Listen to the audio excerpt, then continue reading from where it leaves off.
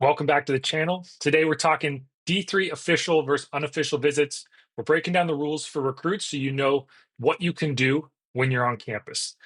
So today's video is an overview from a new module in our recruiting playbook. This is a self-guided course that walks you through every single step of the D3 recruiting process so you can do it yourself. You don't need an expensive recruiting service.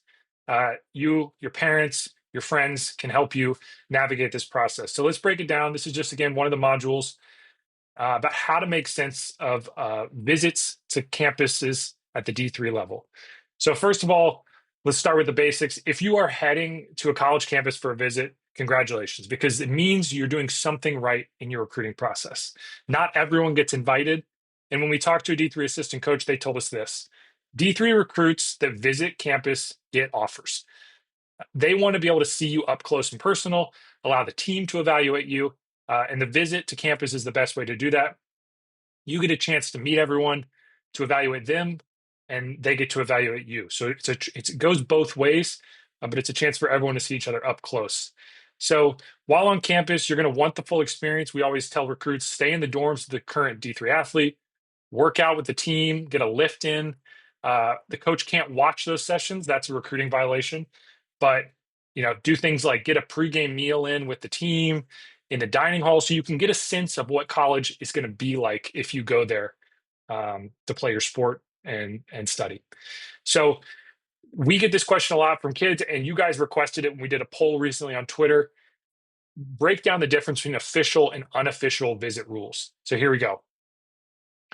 At the D3 level, a D3 unofficial visit is unlimited. So there's no restriction from the NCAA on the timing or the number of unofficial campus visits that a recruit can take. They are also self-funded, so you can take as long as you want. There's no time limit for you being on campus. So here's what a school can provide a recruit on an unofficial visit. They can help with food. They can cover one meal for a D3 recruit at the dining hall or something off campus if it's fall break or winter break and the on-campus dining hall is closed. They can offer a ticket to the game for free. So for many D3s, this is not an issue because admission is free, but still good to know you don't have to pay out of pocket. Do know this does not cover NCAA tournament games. We went through the D3 handbook, and that was a little curveball in there. Always check with the coach who's recruiting you to make sure you guys are following the rules. But just remember that NCAA tournament games are not included in this. When it comes to unofficial visits, schools cannot cover your transportation costs. So you're going to have to get there on your own dime, and you're not allowed to stay with the team, and they cannot cover your lodging. So no overnight stay in the dorms with the athletes. You'll probably have to find a hotel close by or maybe just do a single day. So now we move into the official visit section for D3 campus visits. So here's what you need to know. These are limited. So the NCAA restricts official visits at D3 schools to after January 1st of a recruit's junior year of high school. And each D3 school is only allowed to pay for one official visit per prospect. So you can't go on multiple official visits to a single school. That's what that means. Unlike unofficial visits, official visits are time limited. So you can only spend 48 hours on a single D3 campus. If you want to stack, multiple official visits, if you find some D3 schools that are close, let's say you go up to Boston, you want to go to Tufts and Brandeis, you can do that in the same weekend. Each individual trip cannot be more than 48 hours at one school. So this is what a D3 school can provide to recruits on an official visit. Number one, they can cover your cost of transportation.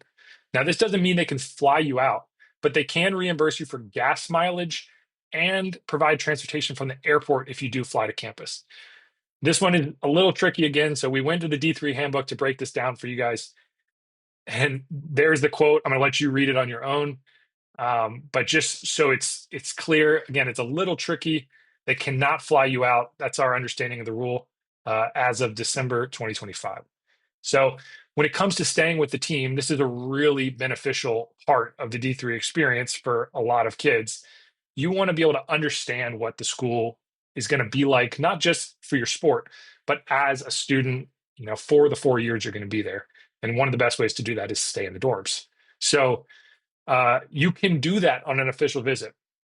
And remember that schools only get a limited number of official visits, so they'll be really selective about who is actually coming to campus. So again, before you assume you have the green light, double check with the coach and ensure you have the official invite. For food, schools can cover 3 meals a day. So this is assuming you're going to stay overnight. They can get breakfast, lunch, and dinner for a recruit, and also for those accompanying them, like a parent or guardian. In addition to the tickets they can get you on an unofficial visit, schools can also give up to $40 per person of what they call reasonable entertainment expenses for you and those accompanying you.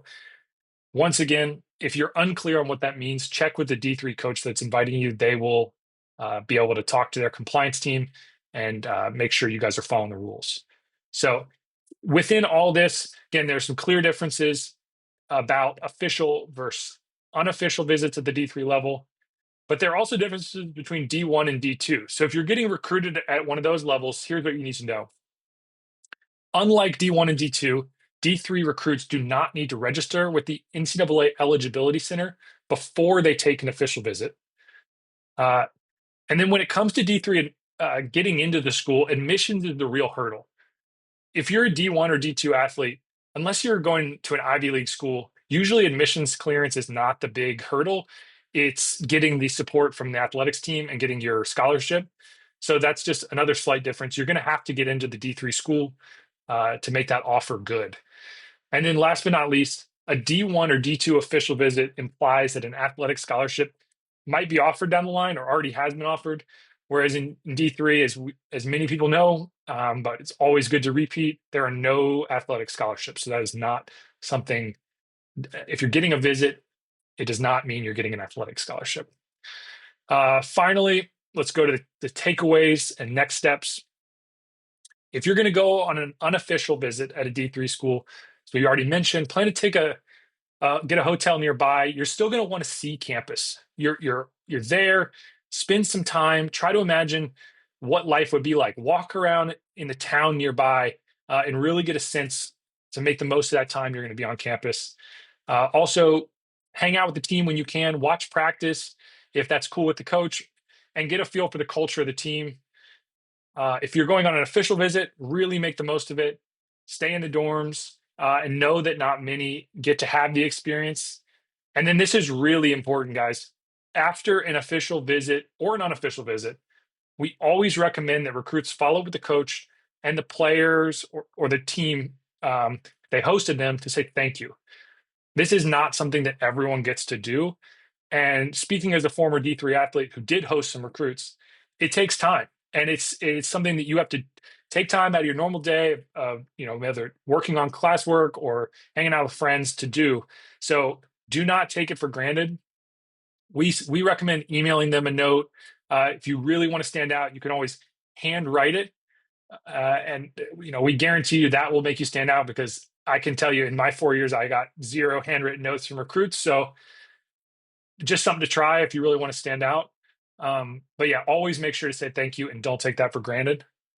And this has been an overview of D3 official versus unofficial visits. If you have any questions, feel free to let us know and we can update this module.